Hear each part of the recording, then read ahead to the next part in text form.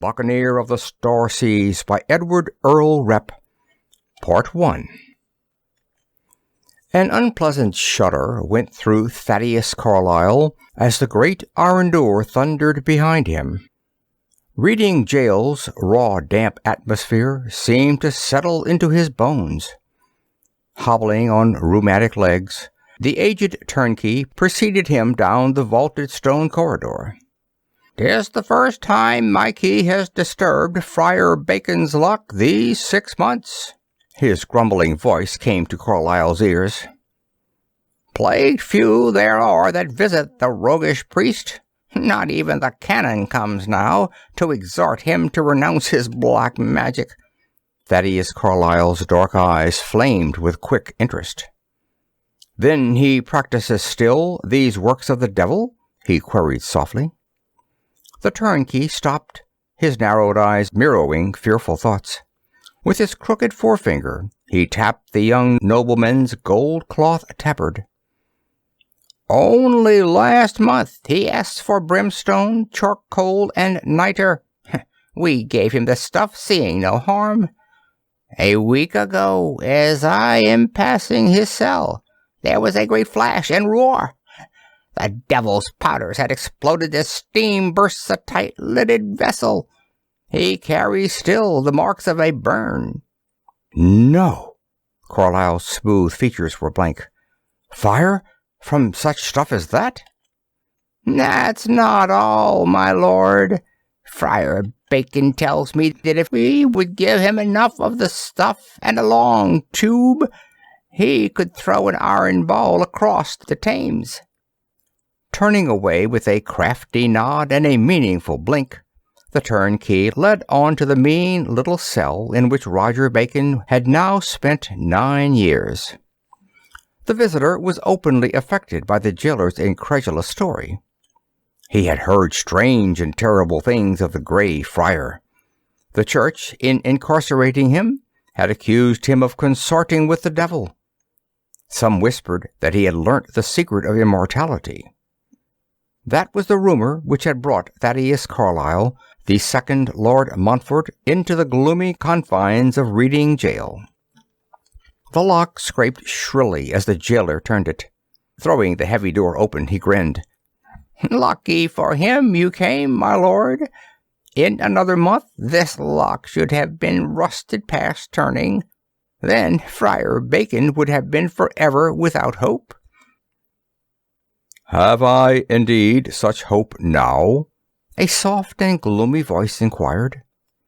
The turnkey merely winked at the nobleman and hobbled off. Carlyle was suddenly seized by panic. Now that he was so close to the notorious philosopher, fear smote him, and he was on the point of turning back. Yet, ridden by an even greater fear, he stiffened his purpose and advanced. Closing the door, he stared at the white-bearded man seated before a great calfskin-bound book on a ponderous table. "What hast thou with me, young man?" demanded Roger Bacon, peering shrewdly from under ragged brows. "Only the admiration of an ignorant man for a very learned one," said Thaddeus Carlyle simply. Bacon's eyes misted. Precious years of his waning life had been spent in prison because there was no man to say such a thing before. You do not believe what they say of me, that I consort with Satan?" he queried. "That my science and my secrets are Lucifer's?" "Well, as to that," said Carlyle, his confidence returning, "I am against the ignorant one. Where you get your knowledge, I neither know nor care. I only know that your learning is great, and that learning can help me." The Grey Friar wagged his head wonderingly. His eyes went over Thaddeus. He saw a strapping young man over 6 feet in height, with a muscular development such as came only from constant participation in the strenuous contests popular among the nobility. His skin was brown as leather, burned, Bacon reckoned, by hot Oriental suns during the last crusade. He saw a man whose rich clothing spoke of a fat purse, and he was asked to help him, he, who could not help himself? Who are you, young man? He asked at last. Thaddeus Carlyle, the second Lord Montfort, was the reply. A noble? Bacon murmured. But you jest with me. Not so.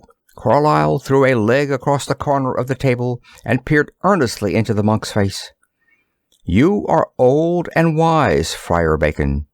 Perhaps you do not know the fear of death. I do. Always it is with me, haunting my pleasures, disturbing my sleep. Fear of growing old and toothless, of losing my strength, of dying as helpless as the day I was born. But how can I help you? Frowned Bacon. All men must face that fear. But not as I know it. I, who have so much to make life worth the living. Thaddeus rubbed his sweaty palms on his velvet-clad thighs, his brown young face set. Abruptly, he blurted, They say you possess the secret of immortality, Friar. Is that true? They say many things of me, muttered the philosopher. Carlyle leaned toward him. That doesn't answer my question, he snapped. I have heard that you added 20 years to your own life by magic. Bacon stared strangely at him. You believe that I could save you from death? Implicitly, Carlyle replied, if you wish to. For the first time, Bacon stirred from his chair. His eyes flashed briefly to a brass-bound chest near his pallet of straw. Then he stopped with his back to the wall, staring at the young nobleman.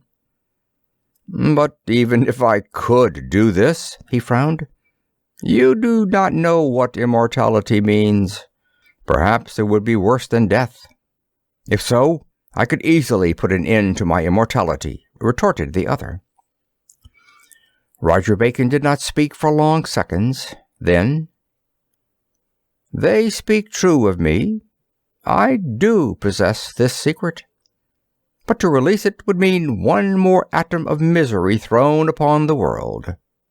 With his first words, Thaddeus had hunched forward, teeth shining behind drawn lips, eyes glittering.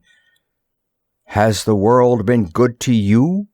He shot at him. Do you owe it any consideration?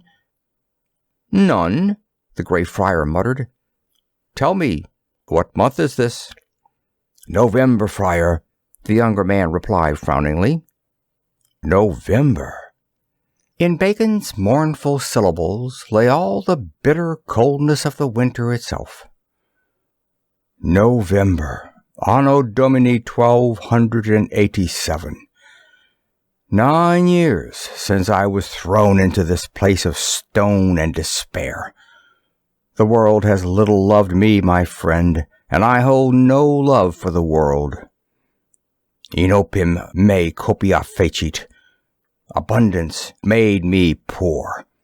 Abundance of foresight and inventiveness that might have made the world over. The monk had paced to the window through which he got his only small view of the world. Now he swung back. Yes, my Lord Montfort, I will do what you ask. Carlyle lurched forward to grasp his arm. Friar, he breathed, I only dared hope. But if you do what you promise, I will see that you are freed within the year. Dominus vobiscum, Bacon said, tiny lights shining in his eyes. He crossed to the massive chest and opened it. Digging around for a moment among hundreds of curious objects, the like of which Carlyle had never seen, he at last returned to the table with 2 shining articles in his hand. I told you this would bring a certain amount of grief to the world, he said when Carlyle was seated beside him on a stool. I say it again. For each lifetime you add to your own, another must die. And always it shall be a woman whose love you have won. Carlyle stared at the philosopher with a mixture of hope and horror in his face. You must understand, said the Grey Friar, that the life spirit, as I call it, is not so deeply rooted in a woman as a man. You hear often of a woman dying of a broken heart, yet never of a man. This is because the woman simply wills her spirit to leave her. It will be your task to cause a woman to give you her life spirit because she loves you sufficiently. "Yes, Friar," Thaddeus whispered, his heart hammering against his ribs. Bacon placed in his palm a tiny crystal heart dependent from a silver chain. It was crudely carved, yet alight with unholy brilliance. "You will give this to the woman to wear. You yourself will wear this plain silver band I now give you. The process may take days or weeks. When you are with her, cause your own ring to be always touching the crystal heart. Gradually she will grow weaker, while your own strength increases boundlessly. When she dies, you will have earned perhaps 70 years more of life." "Must it be this way?" Thaddeus groaned, staring horrified at the baubles.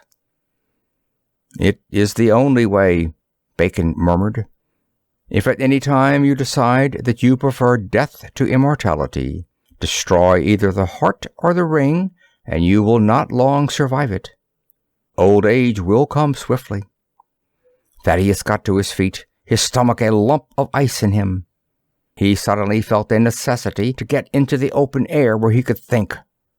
Hastily he muttered, "I will do as you say, Friar Bacon.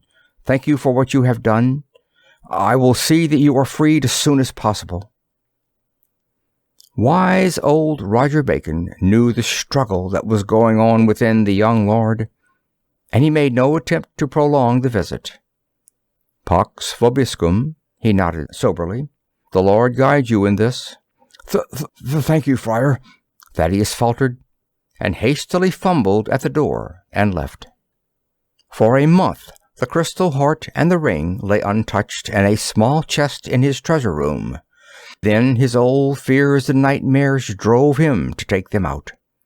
He had become accustomed to the grisly demands, and they no longer loomed so blackly in his mind. Pictures of himself as an ancient ruin, with the skin hanging loosely from all his bones, helped in this. For a long time Thaddeus had known that the young daughter of Lord Cartwright secretly loved him. Tremblingly, one night, he bestowed on her the gift of death, in the form of a tiny crystal pendant. Within a month the girl was dead. And Thaddeus Carlyle, in his body surged and leaped such strength as he had never dreamed of. He felt he must live forever. His friends began to change, growing wrinkled and less virile, but never he. Soon he saw he must change his abode, lest men suspect him. It was 90 years before the need came upon him to renew the life spirit in his body. He found a dark-eyed girl in Seville on one of his journeys, whom he nominated for his second victim. It was easier this time.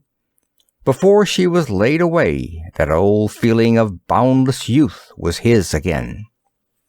And so Thaddeus Carlyle saw kings change and nations dissolve, saw a German named Gutenberg print the first book, and an Englishman named William Shakespeare write the most perfect prose ever devised, saw wars and tragedy and comedy, and grew sick with the seeing.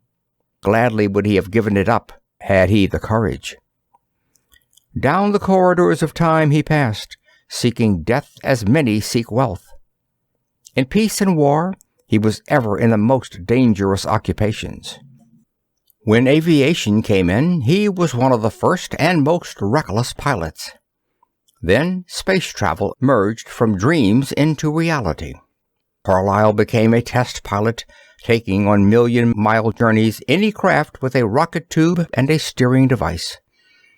To his disgust, he always came back. He had not the courage to shatter the crystal heart and grow old swiftly.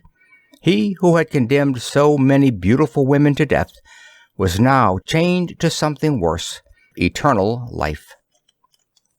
End of Part 1. Part 2. Mr. Carlyle, Mr. Carlyle, are you all right? Thaddeus Carlyle came out of his reverie with a start to hear the shrill rasping of the televis on his desk. His hand snapped the instrument on. Sorry, Mrs. Loomis, he muttered. I must have been napping. The face of his middle-aged secretary looked relieved. Captain Wolfe is here, she told him. About the new secretary, you know. Send them in, Carlyle grunted.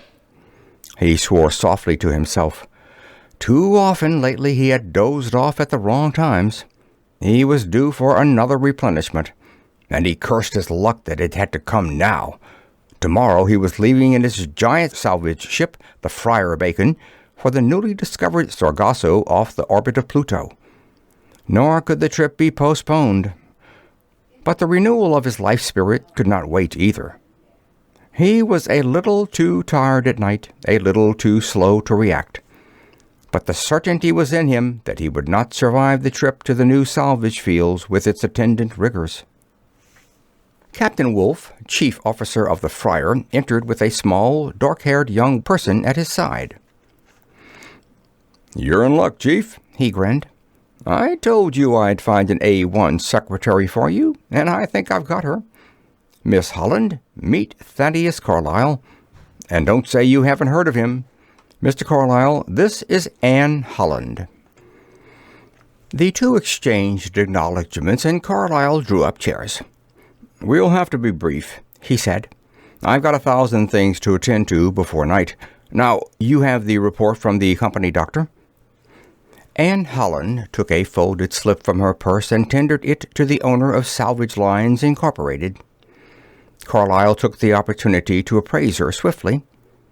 He hardly need to scan the physician's report to know her health was boundless. It glowed in the soft rose color of her cheeks, the sparkle of her dark eyes. Her brown hair was carefully combed back from a smooth forehead. The report bore out his supposition. Carlyle questioned her briefly about her qualifications as a stenographer and secretary. Everything was satisfactory, and the references she had to show were excellent. Carlyle handed back the papers. I think I'm lucky to get so well spoken of a secretary on such short notice, he smiled. I know darn well you are, Chief, Larry Wolfe laughed. I had to fight every officer in Anne's company to make them let her go. Anne Holland laid a hand on his arm. I think I had a little to do with my quitting, too, she reproved. I can't tell you how I've been fascinated by the stories of your salvage trips, Mr. Carlyle. And, of course, hearing Larry talk of his work with you.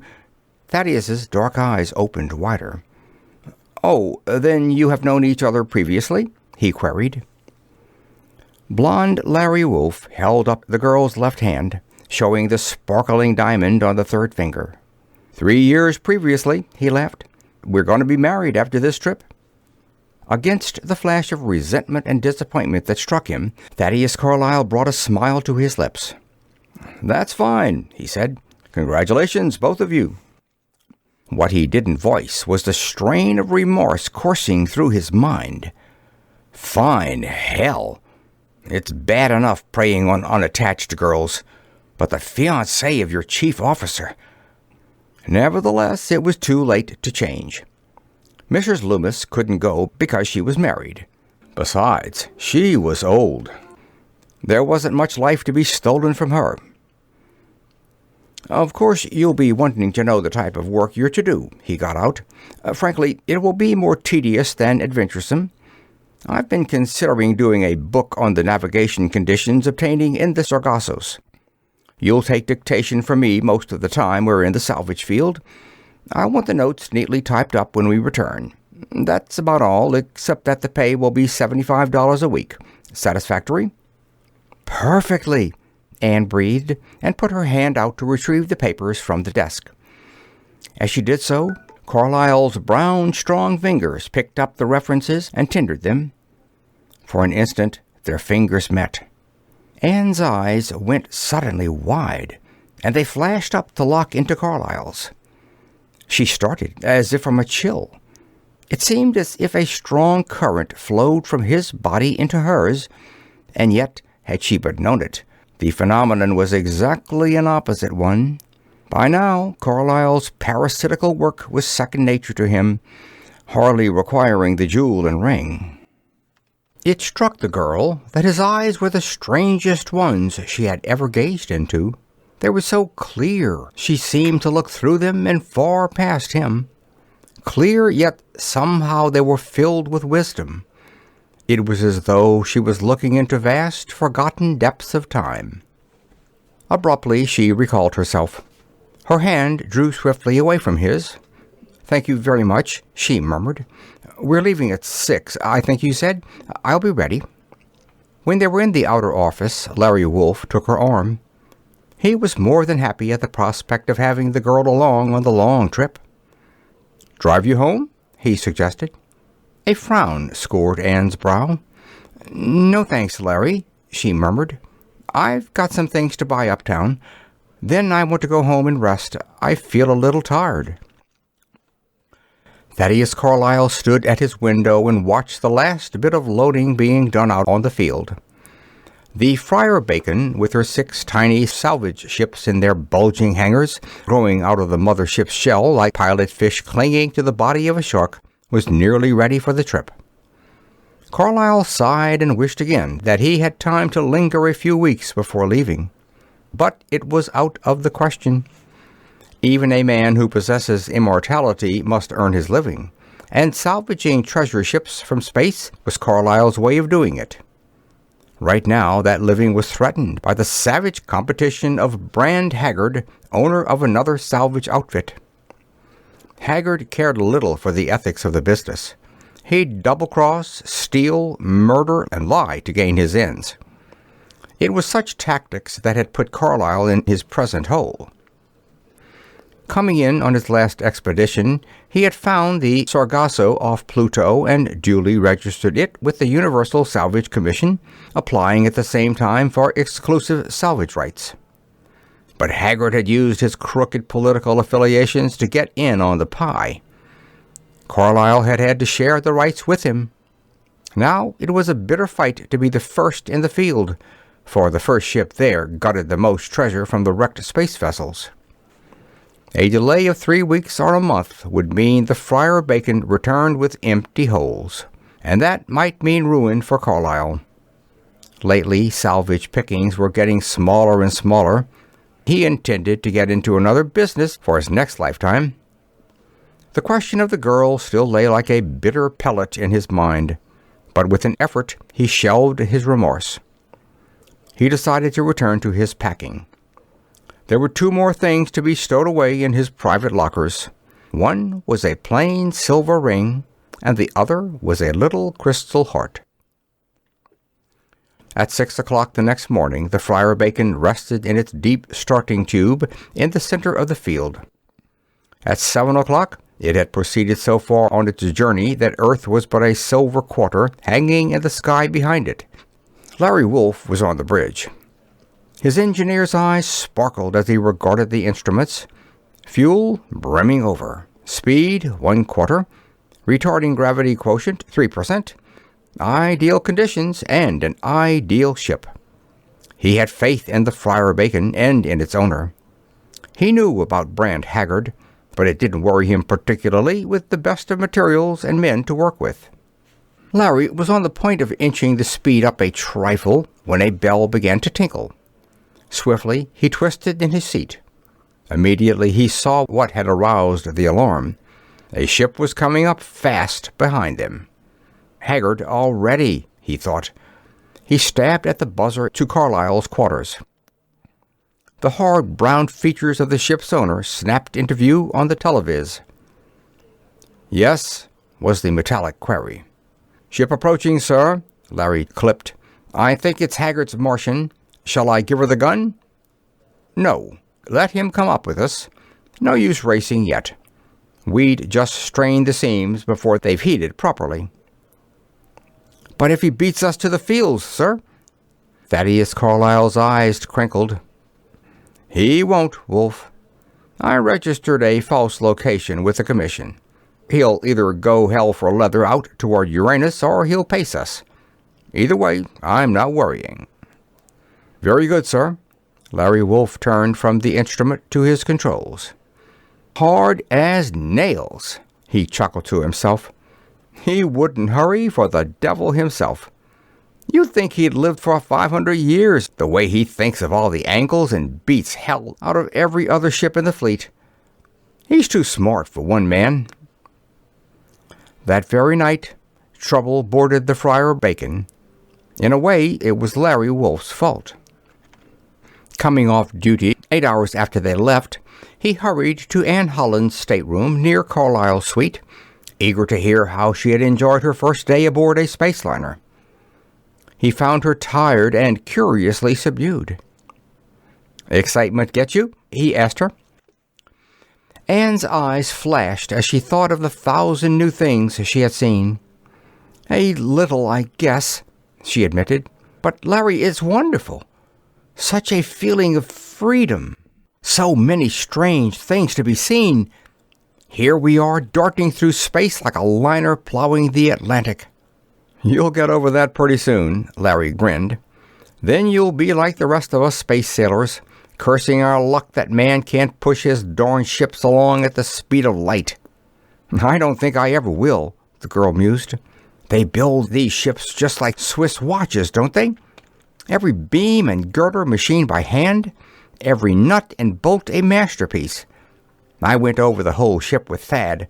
I feel like an authority already." She laid her head against the cushioned back of the chair, glancing through drowsy eyes out the porthole. With her face turned away from Larry's, she did not see the swift bolt of jealousy that shot through him. "Thad?" he echoed. "That's funny, Anne. I've never been allowed to get that familiar with him myself. It's always Chief or Sir to us crew members." The girl's eyes widened a little, then she shrugged her slim shoulders. "I don't know how I happened to call him that. He seems to be a person so very likable you can't be formal with him." "I hadn't noticed it," Larry Wolf snapped. Anne sat up wearily, brushed stray hair back from her ear. "Oh, now, Larry," she reproved him. "Are you going to start acting like a high school boy the minute we start?"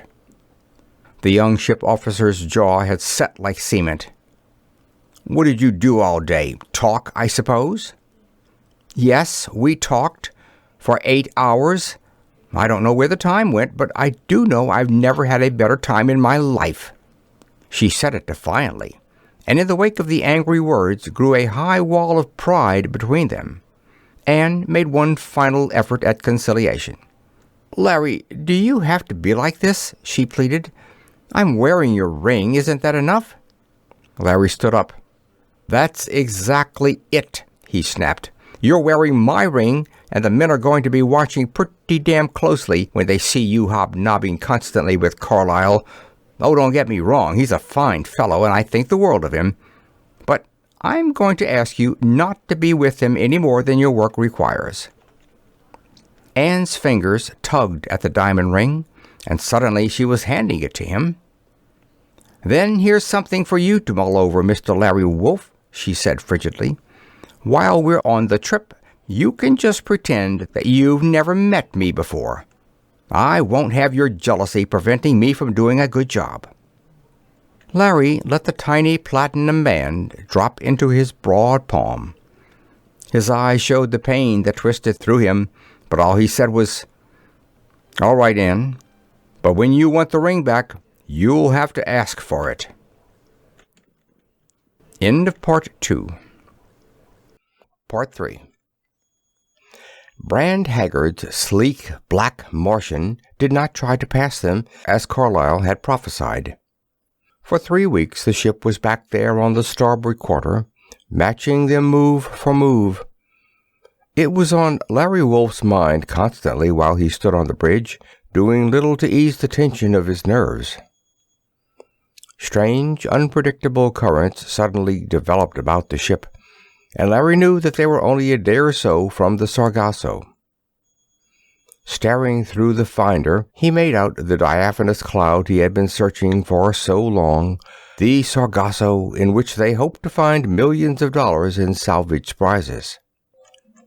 Magnetic currents, as yet unidentified by scientists, drew space wreckage here from all over the solar system. Ruined space liners, flotsam and jetsam of 50 years of interplanetary traffic, here collected bit by bit.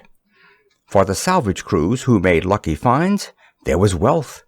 For those who made the tiniest of errors in their dangerous work, there was death. Larry Wolf's thoughts were on the long-missing Astral as he stood his watch that last night. The Astral, lost gold transport from Mars to Earth, had been the dream of salvage men for 25 years. Somewhere in the solar system it still drifted about. The chances were good that it had been sucked into one of the many Sargasso fields. Still better that this newest field, largest of all, had caught it. In Thaddeus Carlyle's rooms, Anne had been hearing the same story that Larry was dreaming over even now. Carlyle's quiet, powerful words painted romantic highlight over it. The girl found her heart beating faster in anticipation of the days ahead. But in all this trackless wilderness of ether, she frowned, how can you hope to find anything at all, let alone the Astral? Carlyle smiled, glanced out the port at the vague gray shadow into which they were heading. If we worked with just the one ship, we wouldn't find much, he admitted. Actually, we use 6. We drop the smaller salvage ships here and there as we enter the Sargasso. The 3 men in each craft cruise about within a 100,000-mile radius. After we've dropped all the ships, we circle back to the spot where we left the first one and wait for the flare signal from it. There's no radio transmission out here, you know. The scout ships are pretty much on their own. When they've located a prize, they tie up to it and go to work dismantling the craft. If they haven't located anything after the first scouting trip, we move them along to the front of the line. It's something like playing leapfrog. I suppose your ships and Haggard's honor each other's finds? Supposed to, said Carlyle grimly. His dark eyes flashed to the slim, shark-like hull haunting their wake. His big, sturdy body seemed to tighten. Haggard's got the reputation of being a pirate. I'm not looking for trouble, but if there is any, well, we can take care of ourselves. I know a few tricks more than Bran Haggard, I think. Looking at him, Anne knew a thrill of admiration. His attraction for her had been growing with every hour they spent together. You seem so confident about it, she murmured. After 20 years of this sort of work, you get your lines pretty well in mind, Carlyle chuckled. 20 years? Anne's brow arched. But you don't seem to be over 30. I'm a little older than that, the laughing answer came. I began as a galley boy. Silence fell for a moment, while Anne tried to figure his age from what he had said. Then, suddenly, Thaddeus Carlyle was saying softly, You aren't wearing Captain Wolfe's ring anymore. I couldn't help noticing. Anything wrong between you two? We decided it was best, during the trip, to forget our engagement, the girl faltered, the color rising into her cheeks. She knew he saw through her evasive answer. His eyes, so piercing and yet gentle, seemed to know everything she thought. Abruptly, Carlyle's fingers slipped about her hand. Anne, if you and Larry ever do break it off, he pleaded, will you remember that I could love you very much? Anne was startled. Still more startled to feel the almost irresistible link between them, drawing them together. I'll remember, Thad, she murmured.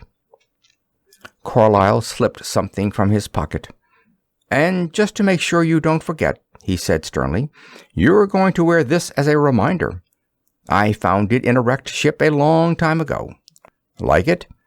He leaned forward to slip the thin silver chain about her neck. Anne's eyes widened as she accepted the necklace. She held a tiny crystal heart in her fingers as Carlyle snapped the tiny lock. I've never seen anything like it, she breathed. So crudely cut, and yet every line so perfect. Thad, look, the color of it.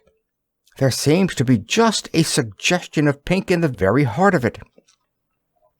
Thaddeus Carlyle let the gem fall into his palm, so that the crystal contacted his silver ring. Anne gasped. The suggestion of pink was now a glowing atom of scarlet, as though the heart held one drop of blood. It throbbed and pulsed with life of its own. The heart grew warm against Carlyle's palm. Suddenly, the girl fell back against the chair. I'm so tired all of a sudden," she whispered. "Almost too tired to breathe. Take me to my cabin, Thad. I think I want to lie down." Carlyle swore under his breath. "Fool," he muttered. "I've been wearing you out with work and excitement piled on that. You're going to bed, young lady. The ship's surgeon is going to have a look at you, too." "No, I'm all right," Anne murmured. "Just tired." But Thaddeus Carlyle's strong arms were under her now, and even as he carried her from the cabin, she fell asleep. Looking down on her placid features, so like death, he felt a stab of remorse. "Why did it have to be like this?" he groaned. "A life for a life." Carlyle knew within himself that he was willing to die right now. He'd seen enough in life and its disappointments. But always there was that strain of cowardice in his soul, fear of growing old, of dying. He courted death so long, hoping for a quick end on some battlefield in some remote part of interstellar space. But never did it come. Friar Bacon had indeed cursed him with eternal life. 6 hours later, just as his shift was ending, Larry Wolfe spotted the first loose cluster of drifted wreckage. This meant they had entered the actual salvage field. He rang for Carlyle, and the ship owner responded immediately, ducking to enter the bridge. Larry's clipped voice masked the jealousy he felt toward Carlyle. "Floats him off the starboard bow, sir," he said mechanically. Through powerful glasses, the other examined the wreckage. He lowered the glasses hurriedly. Apparently, it was merely the torn, gutted shell of a barge, but "Rest of it may be near," he grunted. "We'll drop off Murphy, Stoller, and Cass. Seen anything of Haggart lately? Anything to worry about, I mean?" "Yes, sir. He's drawn closer. Much too close, considering we should be splitting apart now." Carlyle pivoted and shot a glance back at the darkly looming Martian. His brows drew into a solid bar across his angry eyes. "Half speed astern, Captain," he clipped. Larry glanced back at him. "You mean that?" "Exactly. Pull in beside the devil. I'm going to speak him." The Friar Bacon rolled and wallowed as the message was flashed to the engine room. Larry braced himself against the forward lurch of his body. The ship owner stood with legs spread wide, fists on hips, watching the Martian shoot ahead seemingly, until it was nearly even with them. Its stern jets, flaring pale columns of flame, did not slacken. "Send up a flare," ordered Carlyle. "I'm going to the airlock. And by the way, tell Murphy to cut his ship loose right now." "Yes, sir." The bridge door clanged shut, and Larry sprang to his round of duties, sending up a purple flare, "We wish to speak to you" signal, relaying the message to Murphy to drop away in the scout ship with his 2-man crew, swinging the ship over until the Martian was so close that he could see the faces at the ports. The purple answering flare went up, and Larry moved to maneuver the ship alongside so that airlock was to airlock. The other pilot was an expert, handling his ship like a toy in the hands of a giant. The shock was almost imperceptible. Larry left the bridge just after he saw Murphy, Stoller, and Cass silently pull away, keeping the tiny scout in the umbra of the Friar Bacon, hidden from Brand Haggard's eyes. He found Carlyle waiting for him. Together they closed themselves into the tube. The outer end was now locked firmly against the glass door of the Martian's airlock. Forms shifted eerily behind the double-thickness glass. At a tap on the glass, Carlyle swung his own window back. The other ship's master did the same. Then, suddenly, they were standing face to face, Haggard and Thaddeus Carlyle, Larry and the captain of the other craft. Carlyle was not one to spar for openings. "Let's have an understanding right now, Haggard," he snapped. "You've cut yourself in on this deal, but you'll play it according to the rules. Make one misstep, and it's war to the last man. Is that clear?" Haggard chuckled. "I think I get it," he said. "Well, it's okay by me, mister. I'll work this section, and you work the other side of the field." "You will like hell," barked Carlyle. "I've got a ship in the field already. That, according to the Universal Salvage Code, gives me prior rights. Find yourself another playground." Larry watched the other shipman's eyes dwindle to steely pinpoints, but still he kept a grin on his wide mouth.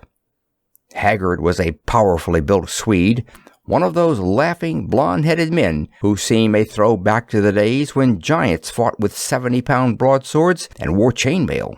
His savagery belonged to another era, too. Men who had shipped with him never did so again, and thanked their stars they were still alive and more or less sane. "All right, Carlyle," he chuckled at last. "Round one is yours. You keep your boys towing the mark, and I'll try to do the same." His eyes dropped to Larry's face. "Got your course mapped out?" Larry handed the captain the chart he had brought with him, and the man glanced at it with shrewd, faded blue eyes. He was a hard case old-timer, leathery of skin, short-coupled, and tough as oak. But he knew his business, and handed the sheet back directly. "Fair enough," he gruffed. "That gives us room enough to turn around in." "I guess we're agreed, then," Thaddeus Carlyle said curtly, extending a broad palm to Haggard. "Good luck." They shook hands, and once more the glass ports were rolled back in place, the locks opened, and the ships drew apart. "That damned liar," Carlyle said darkly, watching the Martian arch itself high above them and surge away. "We'll have trouble with him before 2 watches are down on the log." End of Part 3. Part 4. It was not until just before he himself quitted the mothership that Larry Wolfe learned of Anne's illness. Climbing above his pride, he had gone to her cabin to say goodbye. Dr. Van Doren, ship's surgeon, met him at the door. "You must not excite her," he said in a low voice. "Say goodbye if you like, but—" "Doctor!" Larry seized his arm. I hadn't heard Anne was sick. What is it?" "I don't know. Just a complete physical collapse. She's too tired to eat, even, ever since last night." Larry was pushing past him into the cabin. He went down on his knees beside the girl's bed, and his hand closed on her cold fingers. "Anne," he choked. "They didn't tell me." Anne wouldn't meet his eyes. "I asked them not to. I'm all right, Larry. Just tired." A cold blade stabbed at Larry's heart. "Why wouldn't you let me know?" he asked. Anne's eyes seemed fixed on a rivet in the ceiling.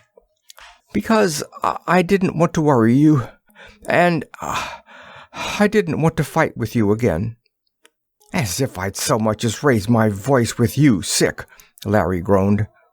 Then his eyes fastened on a ruby-colored heart lying on the girl's breast. "What's that?" he asked, half in alarm. "I've never seen it before. It looks like it's alive, Anne." The girl's fingers toyed with it. "It was a gift," she murmured absently. "Carlyle!" Larry could not restrain the angry syllables. "I don't like it, Anne. It's like a serpent's eye or something. It looks so alive." Anne's eyes at last met his, and they were cold as space.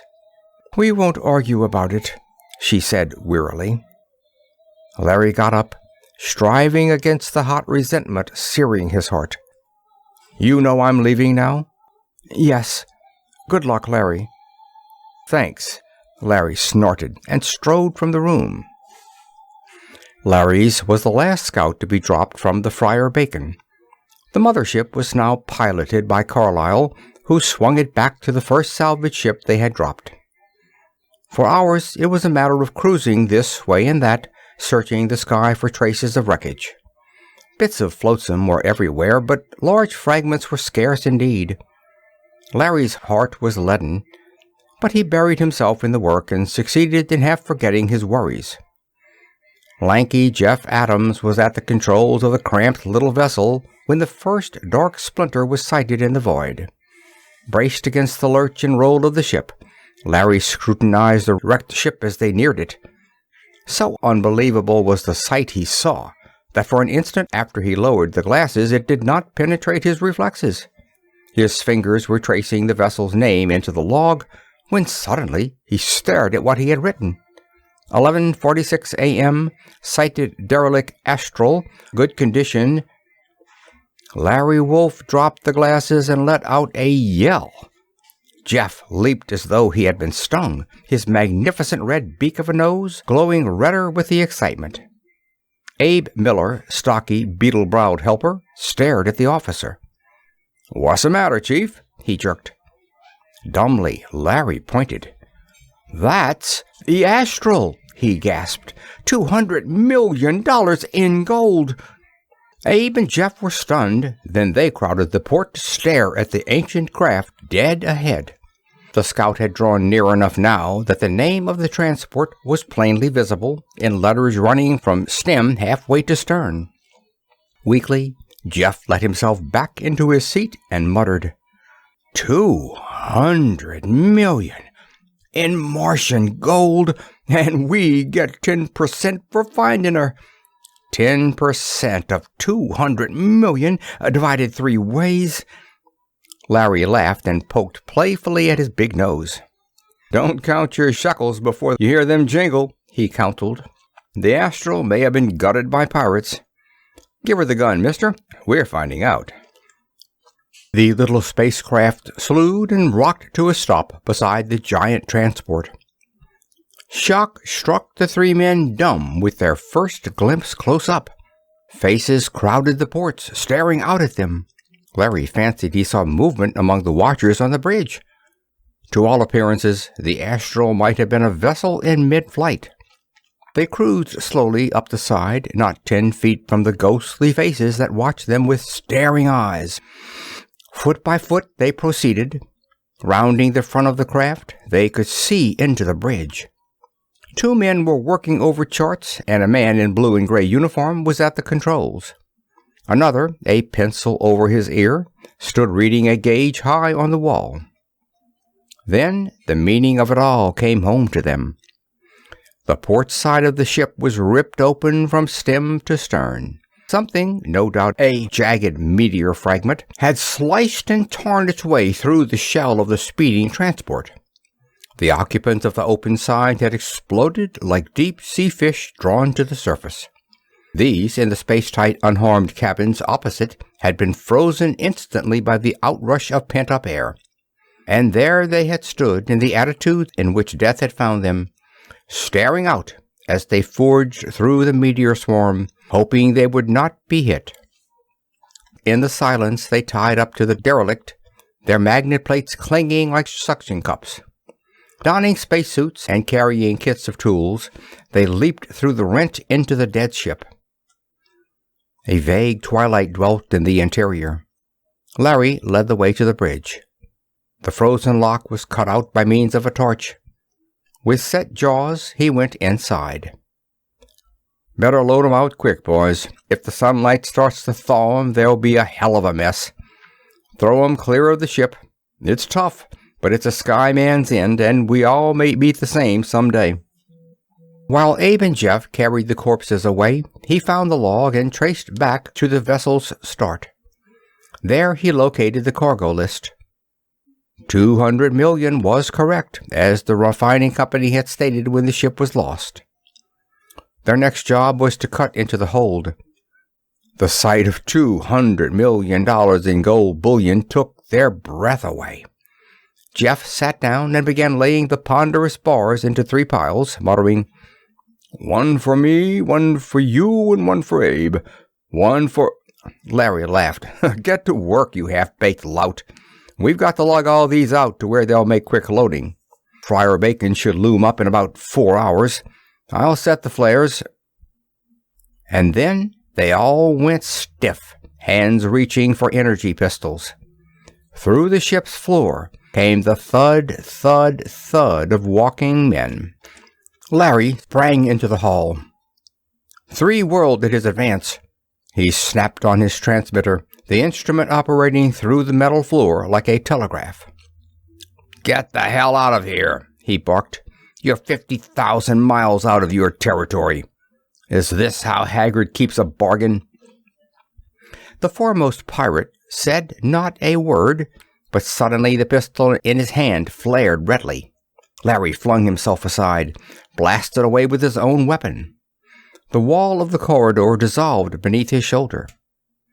A scream rang through his helmet, chopped off clean as the pirate's spacesuit was blown open. Jeff and Abe were yelling for Larry to get out of their way and give them a clear shot. Larry's answer was to duck into the hole blasted in the wall by the energy bolt. He got the second pirate in his sights and saw him crumble under a wave of atom-dissolving force. A mere fringe of the charge scored the helmet of the last man. Screaming shrilly, air rushed from his suit. His body blew up like a balloon in a decompression bell until he filled the bulging suit. Then there was a ghastly moment of seeing blood spurt through the hole in the helmet. And after that, he was only a sickening smatter of glass and blood and powdered bone. The swiftness with which it was all over left the 3 salvage men weak. Larry forced himself down the hall. There might be more of them. But a glance outside showed only 1 Martian scout tied up. As a precaution, he turned his force weapon on the little ship until the hammering and searing energy shocks melted its magnet plates and hurled it away.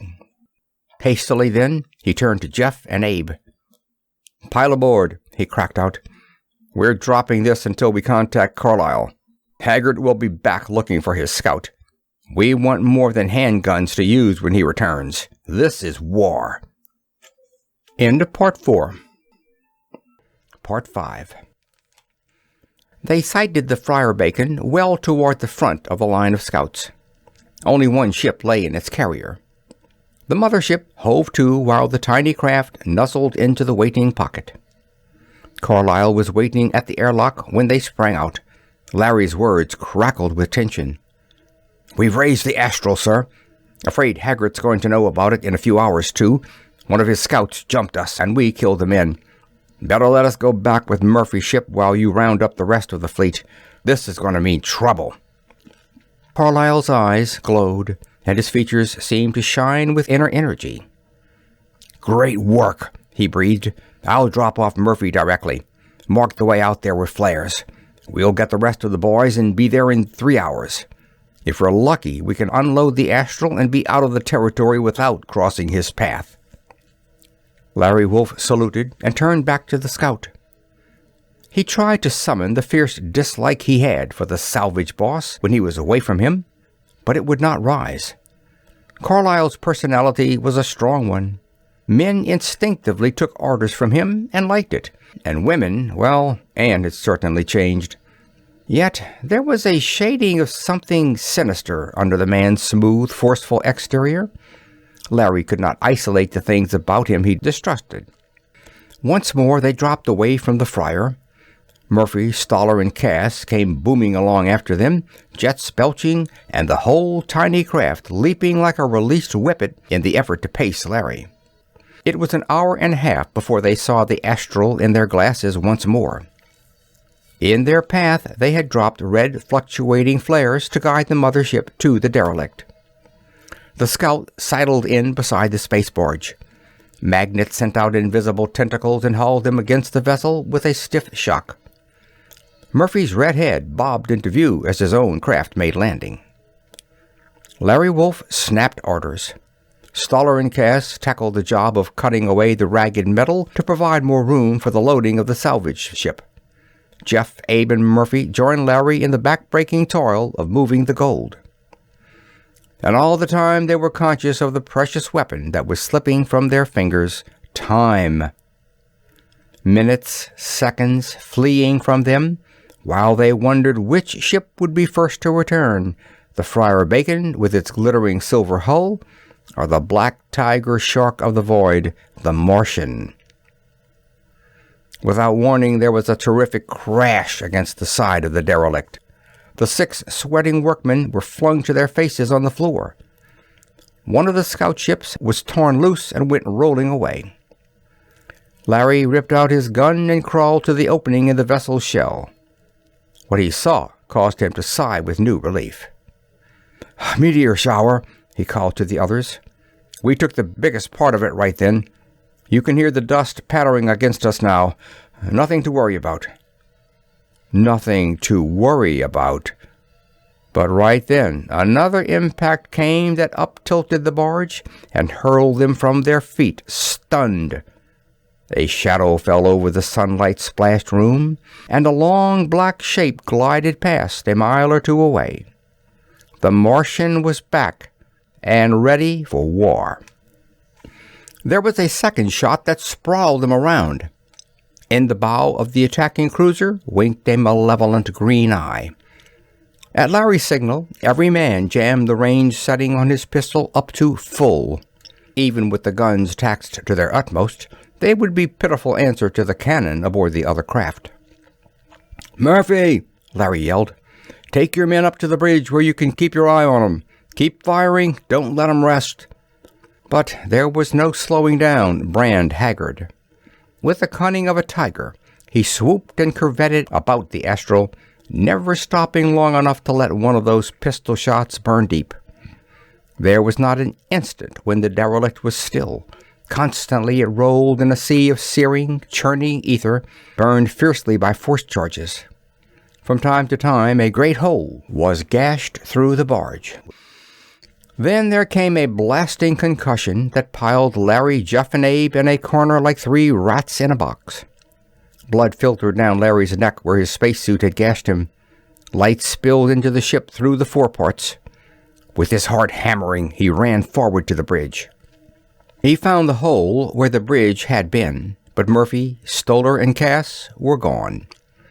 100 yards away, the Martian was maneuvering for another shot. Larry ran back to the others. "They're gone," he bit out, "and we're slated for the same if we hold out any longer. Let's grab the scout and head for the Friar. Maybe we can get back here before Haggard guts this barge." All 3 men seemed to sense the cessation of the Astral's rolling at the same instant. They glanced dumbly at each other. What had caused the pirate to stop its barrage? All at once, Jeff was pointing, yelling like a madman. Cheers broke from the others' throats. With the swift grace of a bullet, the Friar Bacon was shooting across the sky in pursuit of Haggard's ship. For a few minutes, it was like watching a pair of clever fencers feint and lunge. The speed of the ships went for little now. It was the daring and skill of the man at the controls that spelled victory or defeat. But in the end, it was the Martian that drew off. A shot ripped away most of a scout carrier and showed Brand Haggard, temporarily at least, that he was bucking a tougher, smarter man. Carlyle did not chase him. Such a pursuit, zigzagging on full throttle through space, could easily last a week. He brought the big cruiser alongside the wrecked Astral, and the survivors sprang aboard.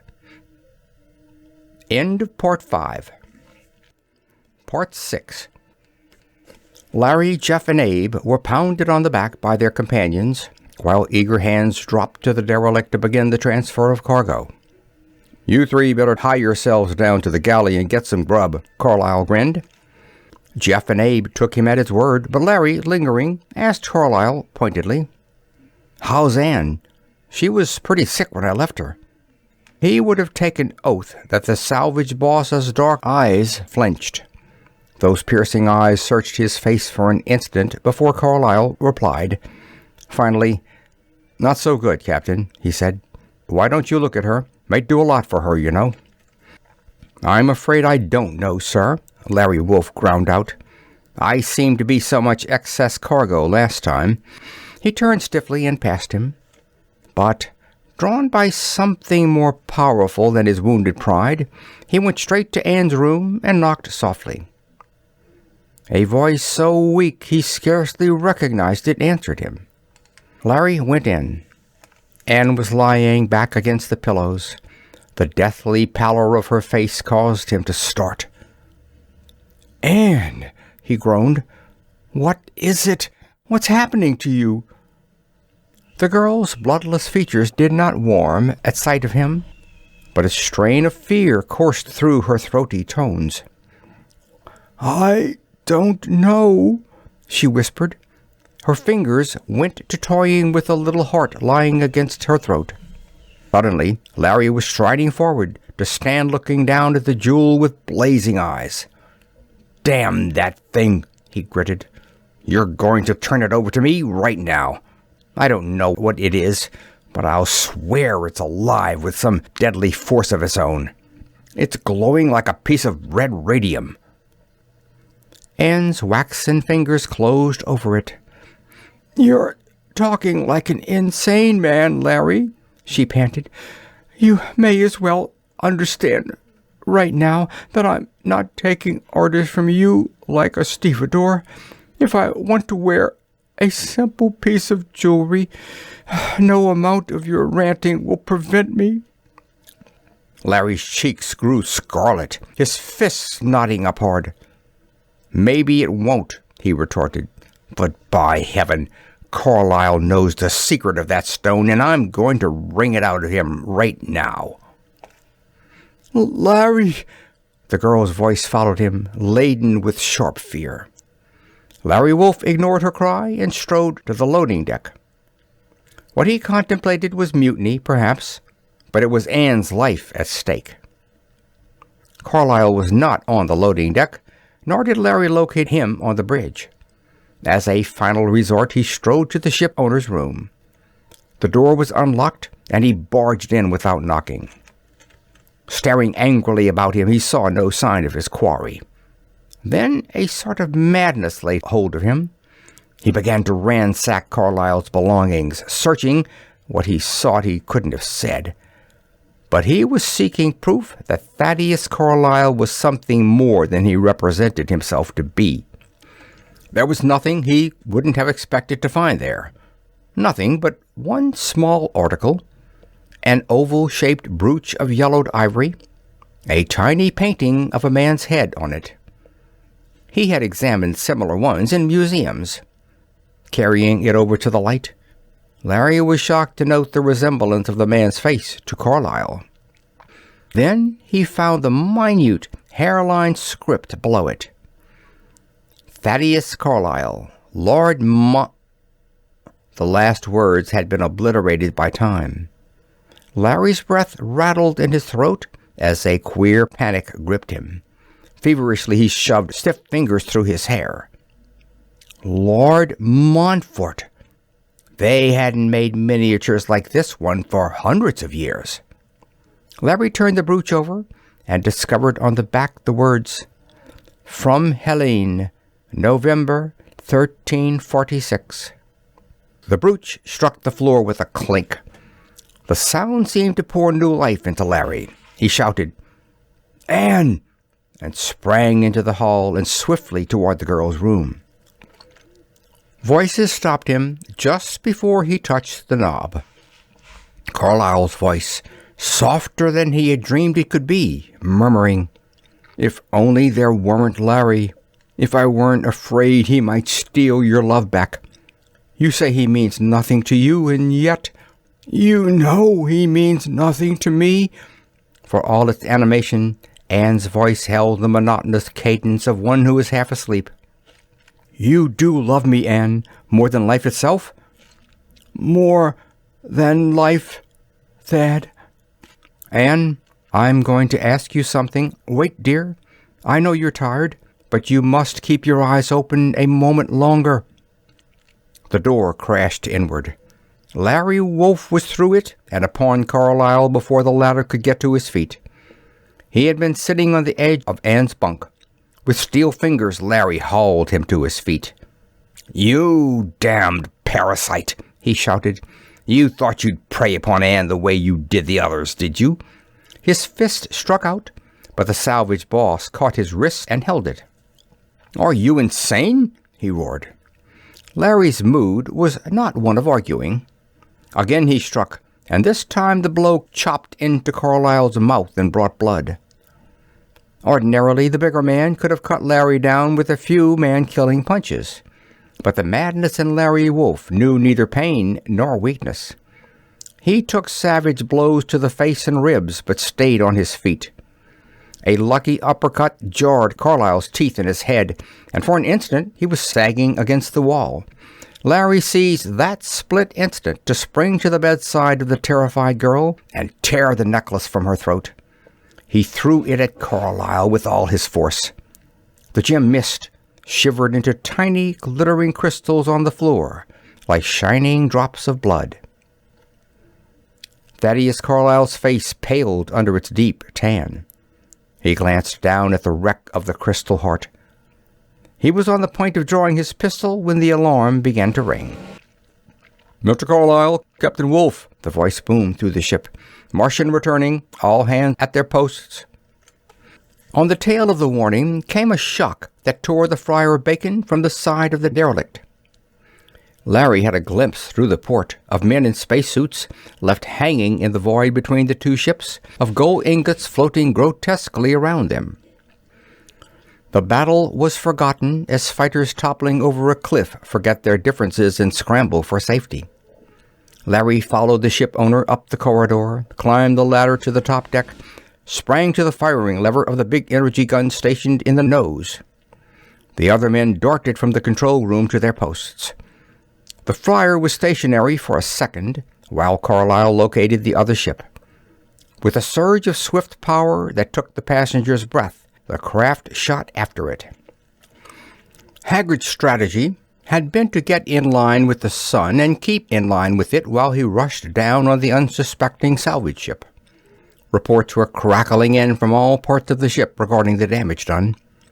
Nothing had been touched, it seemed, except one of the forward scout carriers, which was blasted loose. Larry was tensely vigilant as he crouched over the firing lever. He did not glance at Carlyle. The salvage boss's face seemed to have set into grimmer lines than ever. Up ahead, the Martian was fighting to keep out of line. Haggard's poor shot had put them in the disadvantage. Carlyle piloted like a demon, straining the ship until the bulkheads shattered in their steps. Haggard's slightest error meant the gap between them closed that much more. Suddenly, something seemed to go wrong. The Martian faltered for a tenth of a second. In that moment, Thaddeus Carlyle swerved until the pirate rocket tubes were straight before them. "Fire!" he clipped. Larry pulled swiftly at the lever. There was no response. Harder he tugged. "I said fire!" Carlyle shouted at him. "I can't hold this point any longer. They're underway again." Sweat started from Larry's pores. "The thing's jammed, Chief," he groaned. "They got our gun with that first shot." Carlyle seemed to wilt a little. What it meant was that they were up against a fast, armed vessel with no means of defending themselves. As if Brand Haggard sensed the trouble, too, he put the Martian about and came booming down the line at them, head-on. Carlyle's response was slow. The ship heaved violently as a rear stabilizer melted under Haggard's shot. Only the fact that the shock threw them away from the pirates' line of fire saved them. Now it was the fryer of bacon that dodged and ran. The air boiled all about them. Larry could envision Haggard's grinning, savage countenance hovering over the firing lever, ceaselessly yanking at it. And there was something wrong with the staggering fryer. Larry thought for a while that their stabilizers were not functioning. Always they were a fraction of a second late in driving out of range. It was when Haggard was not over a few hundred yards in the rear that Larry glanced over at Carlyle. In a flash, he was on his feet. He saw shrunken, shriveled cheeks and glazing eyes, gray hair straggling from under the jaunty officer's cap, a scrawny neck going down into a collar many sizes too large. Larry was cold all over. He took Carlyle by the shoulders and hauled him out of the chair, surprised at the lightness of his body. The bony fingers clawed at the controls and then gave them up. Larry let him sag to the floor and grabbed the controls. Haggard was diving again with throttles wide open. A few miles ahead lay the wreckage of the Astral. Larry suddenly saw his chance. He had no gun, nothing to fight back with, but here was where courage and skill might count heavily. With the Martian 800 yards in the rear, dead on the stern, Larry fired both bow rockets and the port stern rockets. Braces screamed and loose objects toppled as the Friar Bacon slowed and went into a tight pinwheel. The Martian roared up alongside. Larry blasted out with the other stern rocket, and the two craft jarred together. At the same instant, he turned on the boarding magnets so that the ships were held together as though welded. Bran Haggard's blond head bobbed into view only 15 feet away. He stood up from the firing lever and stared through the bridge port at Larry. This was the first time Larry had ever seen him, when he was not grinning that arrogant, wicked grin of his. Haggard was shaking his fist and yelling. His gun was useless now, and he knew only too well what lay in Larry's mind. To carry him dead into the Astral and pile the Martian up like a racing car striking a brick wall. The captain of the black vessel tried every strategy he knew, but Larry held it down to the course he had set. The two ships flashed on toward destruction. Haggard's face showed in the glass, threatening, cajoling, pleading. At the last moment, he held up 2 fistfuls of paper money, trying to buy another chance. Larry laughed and dropped his hand on the magnet lever. Screams of terror built up within the Friar Bacon as the crew discovered the derelict dead ahead. They were drowned under the roar of rockets as Larry cut the pirate loose and moved to avoid the Astral. He had a horrible moment of watching a fin of the wrecked vessel reach out to rake the belly of the slewing salvage ship. Then, all dissolved in a shower of wreckage, the fin crumpling away and flames shooting up where it had been. The Martian had crumpled up like an accordion. Bodies flew past the windows to explode as the pressureless atmosphere inflated them. Gold ingots mingled with them. Everywhere there was death, and the horror that can come only from a wreck of 2 such space giants as the Martian and the long-dead Astral. The Friar toppled end over end, a chip caught in a maelstrom. Miles away from the carnage, Larry Wolf managed to right it. He stood up from the controls to find Anne Holland standing white and silent above Carlyle's body. Larry shuddered. Carlyle's face was that of a mummy. His hands were crooked brown hooks, like the dried talons of a buzzard. His uniform draped his shriveled body like a gunny sack over a skeleton. Anne pressed against Larry's side, seemingly unconscious that there had ever been anything wrong between them. "What was he, Larry?" she whispered. "I don't know," he admitted. "But he was old.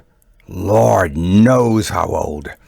That crystal heart he gave you, there was something queer about it. I think that when I destroyed it, I killed him too." The girl suddenly buried her face against his chest. "Oh, Larry," she sobbed. "It's so horrible. Let's go back, now." "Just as soon as we comb a few gold bars out of the sky," he told her softly. "Then we're going back and carry on with those plans we had before you gave me back my ring. But I'd like to find out sometime just how old he was and what he was." Sooner than they had expected, they were to find at least the answer to Thaddeus Carlyle's age. Larry and Anne were married the day they docked in New York. For their honeymoon, they sailed to England. It occurred to Larry that while they were there, to look for the Montfort tomb in Westminster Abbey. They found it, an ancient stone crypt with the names of 13 Lord Montforts inscribed, hidden in the shadows of the building's oldest wing. Birth and death dates followed each name, but after Thaddeus Carlyle's name were engraved only the numerals 1262-. "Wish I had the courage of my convictions," muttered Larry. "I'd get them to finish it for the poor devil. Died 1970. End of Part 5. End of Buccaneer of the Star Seas.